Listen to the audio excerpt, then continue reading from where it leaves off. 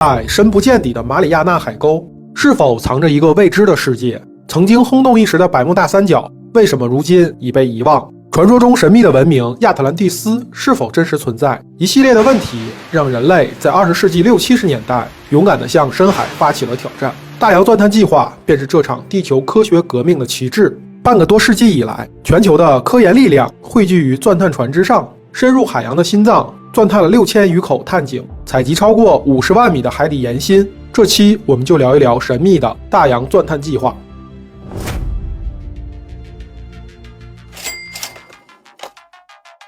在地球的深处有一个神秘的界限，被称为莫霍面，是地壳与地幔的分界线。2次世界大战后，在冷战的铁幕下，美苏不仅争夺制空权，陆地竞赛同样激烈。1957年，美国地球物理学家沃尔特·芒克提出莫霍计划，目的就是要钻透莫霍面，抵达地幔与地壳的分界线。由于海洋地壳比大陆地壳薄得多，从海洋钻穿地壳要更容易些。1961年，位于墨西哥湾的卡斯1号成功钻探至3600米深处，取得了一小段13米长的玄武岩样本，被当时的肯尼迪总统誉为科学的里程碑。但深海的恶劣地质条件、装备和资金不足，莫霍计划于1966年被迫终止，但它点燃了人类钻探地球深部的雄心。随后，美国主导启动更大规模的深海钻探计划，简称DSDP。1968年，格罗马挑战者号钻探船下水，它长121米，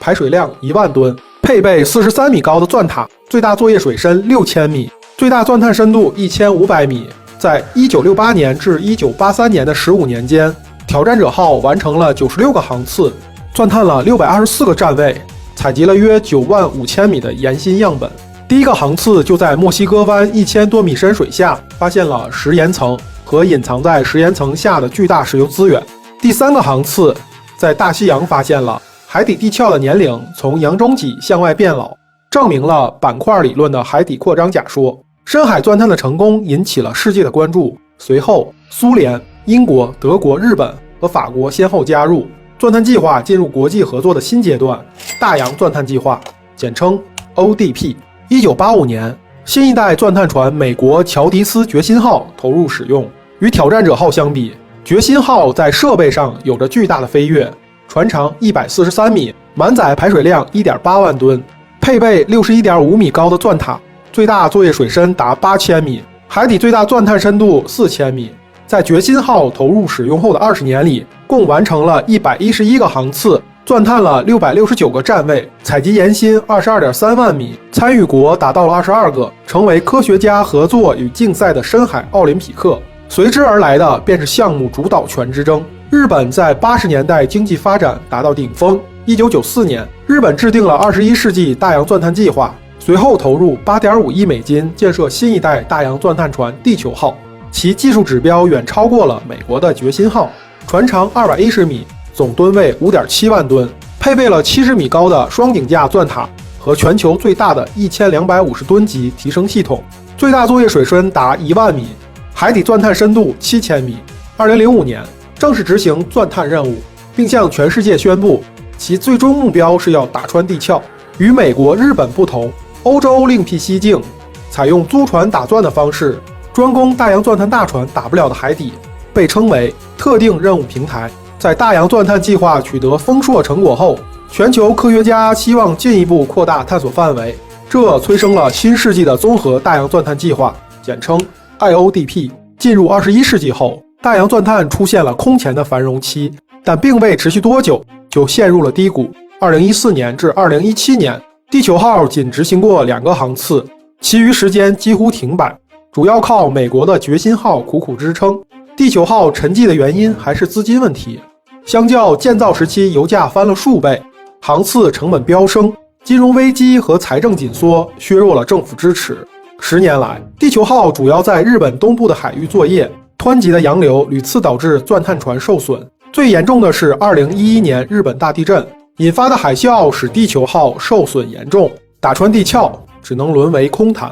由于日本投入巨大，自2003年起要求与美国分享领导权，最终将总部合并至东京，但美方不满效率成本问题，于2013年单方面宣布分家，各自经营钻探船。科学钻探计划名义上保持统一，加之美国与欧洲投入减少，大洋钻探计划陷入了困境。在综合大洋钻探计划第二阶段，也就是2013到2023年，中国、印度和巴西加大会员费用投入，租用美国的决心号钻探船加大了航次。这种局面直接反映了国际经济形势的变化，为我国进一步出手主导大洋钻探创造了国际环境。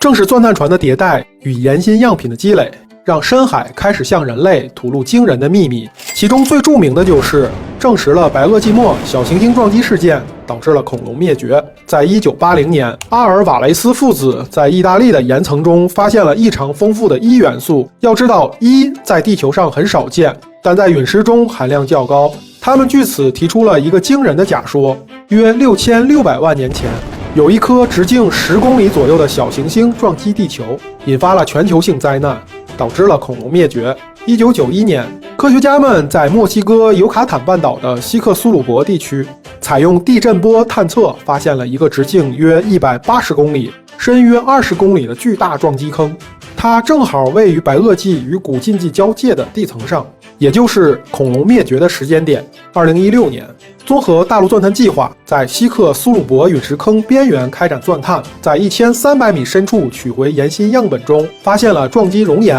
铱异常和撞击沉积物这些证据，直接证实了小行星撞击说。第二项革命是证实了板块漂移理论。1912年，德国气象学家阿尔弗雷德·魏格纳提出大陆漂移假说，其核心观点是在远古时代，地球只有一块大陆，大约在2.5亿年前，大陆开始漂移。他找到了些证据，如大陆轮廓契合、地质构造连贯、古生物化石相似，但也缺乏直接的地质证据。地学界大多数人认为他在胡扯。二战后，科学家通过声呐侧身与地磁调查，发现了大洋中脊就是绵延的海底山脉，山脉的两侧对称排列着磁异常带。哈里赫斯等科学家提出海底扩张理论，认为新的洋壳在大洋中脊不断生成，并向两侧扩张，但并没有直接证据。1968年，深海钻探计划 DSDP 启动，格罗马挑战者号开始在全球洋中脊和洋底钻探，采集深海岩心。科学家通过放射性同位素测定这些岩石的年龄，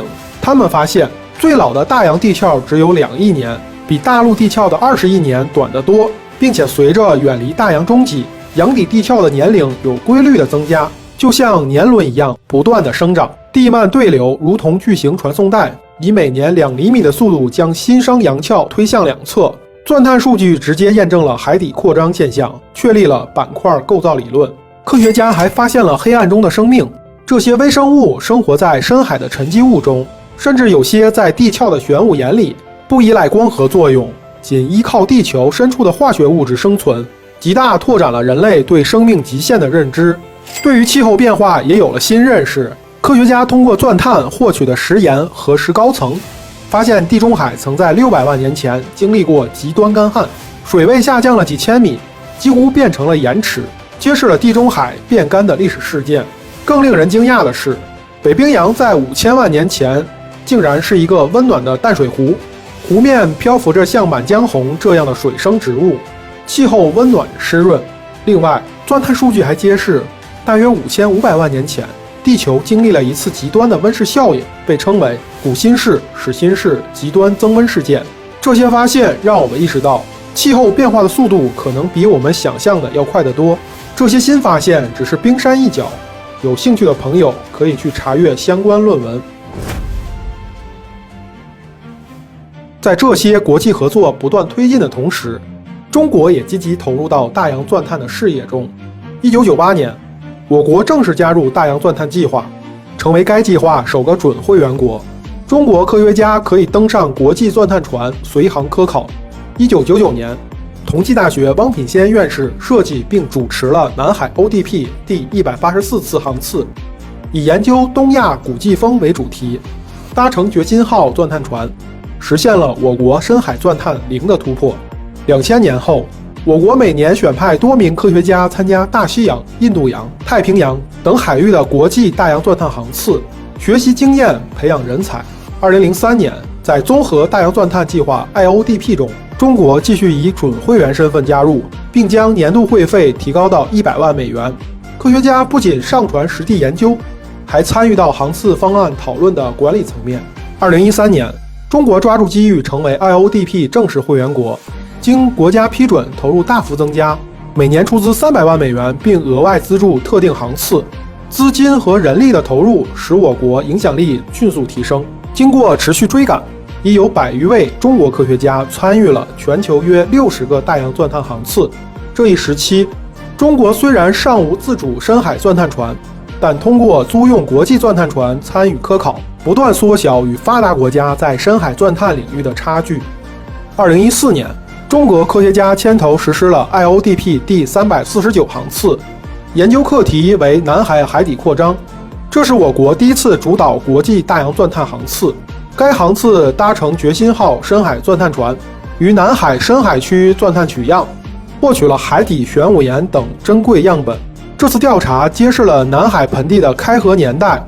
大大加深了对南海地质演化的认识。紧接着，在2017年，我国主导了 IODP 第367和368航次，再次租用决心号进行长达4个月的深海钻探。这2个连续航次以研究南海大陆边缘板块裂解为目标，由中方科学家担任首席，并统筹国际团队，在南海7个站点钻取了17个钻孔，累计钻探深度7669米，获取大量深海沉积物和火山岩岩心样品。科研团队发现南海的形成机制有别于大西洋，有望颠覆现有理论。纵观国际地球科学发展史，地球科学欧洲中心论长期占据主导地位。欧洲科学家构建了现代地球科学的基本框架。这种源自特定区域的认知模式虽具开创价值，却也暗含地理局限性。中国科学家在参与国际大洋钻探的20年间，既汲取了西方经典理论的精髓，更深刻地认识到，要破解地球系统运作的完整密码，必须突破区域认知边界，获取真正全球尺度的深海证据。这就必须要建造自己的大洋钻探船。2024年11月17日，我国自主设计建造的首艘大洋钻探船梦想号在广州正式入列。从借船下海到自主探海，承载着打穿地壳的100年科学夙愿。梦想号长179.8米，排水量4.3万吨，最大钻探可达海底以下11000米，超越了美国决心号的4000米和日本地球号的7000米，成为全球钻探能力最强的科考船。梦想号集成了深海科学钻探、油气资源勘探与可燃冰试采3大能力。船上配备全球首套及油气勘探与岩心取样于一体的液压举升钻机，具备4种钻探模式、3种取芯方式。实验室面积超过3000平方米，是一座漂浮的国家实验室。突破没货面，深海资源勘探，主导国际大洋钻探。梦想号以更加开放共享的姿态，向全球科学家张开怀抱。或许有一天，当我们的钻头触达地幔的炙热岩浆时，那些关于亚特兰蒂斯的古老谜题，那些深藏海沟的未知世界，都将成为人类认知新的起点。